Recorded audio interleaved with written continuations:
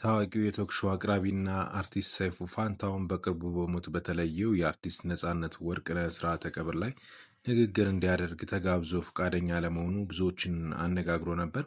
ሆኖም ጋዜጠኛና ደራሲ ቴዎድሮስ ተክለአረጋይ ይህንን ጉዳይ አስመልክቶ ባወጣው መረጃ ከዝምታው በስተጀርባ ያለውን አስገራሚ እውነትና የሰይፉን ያልተገለጠ ማንነት ይፋ አድርጓል። ቴዎድሮስ በጽሑፉ እንዳረጋገጠው ሰይፉ ፋንታሁን አርቲስት ነጻነት ወርቅነህ በሕይወት እንዲቆይ ከማንም በላይ ከፍተኛ ጥረት ሲያደርጉ ከነበሩት ጥቂት የቅርብ ሰዎች አንዱ ነው። ከአንድ ዓመት በፊት አርቲስት ነጻነት ለሕክምና ወደ ህንድ ሲጓዝ ሰይፉ ፋንታሁን ከ1 ሚሊዮን ብር በላይ የሚገመት ድጋፍ አድርጓል። በቅርቡም ነጻነት ሲታመም ሰይፉ ከውጭ ሀገር አሜሪካ ዶክተር በማስመጣትና አስፈላጊውን ወጪ ሁሉ በመሸፈን አርቲስቱ እንዲድን የቻለውን ሁሉ አድርጓል።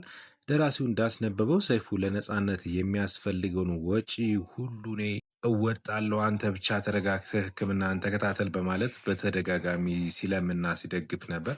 ሰይፉ ለምን አልተናገረም? በቀብሩ ዕለት ሰይፉ ወደ መድረክ ወጥቶ ንግግር ያላደረገበት ምክንያት የንቀት ወይም የቸልተኝነት ሳይሆን ጥልቅ የሆነ የልብ ስብራትና ቁጭት ውጤት መሆኑን ቴዎድሮስ ገልጿል።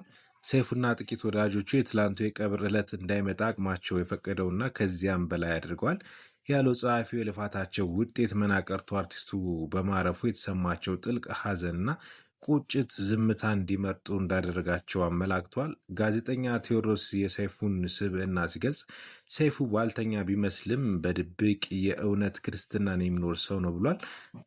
ብዙውን ጊዜ እርዳታ ሲያደርግ ከአሜሪካ አንድ ወዳጄ የላከው ነው ስሜ አይጠቀስ ብሏል በማለት የራሱን ገንዘብ ለሌላ ሰው ስም ሰጥቶ የሚረዳ የሰውን ክብር የማይነካና በችግር ላይ የማይጨፍር ሰው መሆኑ ተመስክሮለታል። ጸሐፊ ሲያጠቃልልን በቀብራችሁ ላይ ማቅ ለብሰው ከተገኙት ይልቅ ሳትሞቱ በሕይወት እያላችሁ የደረሱላችሁና ዝም ያሉት የእናንተ ጠቃሚ ወዳጆች ናቸው ሲል አስተማሪ መልእክቱን አስተላልፏል።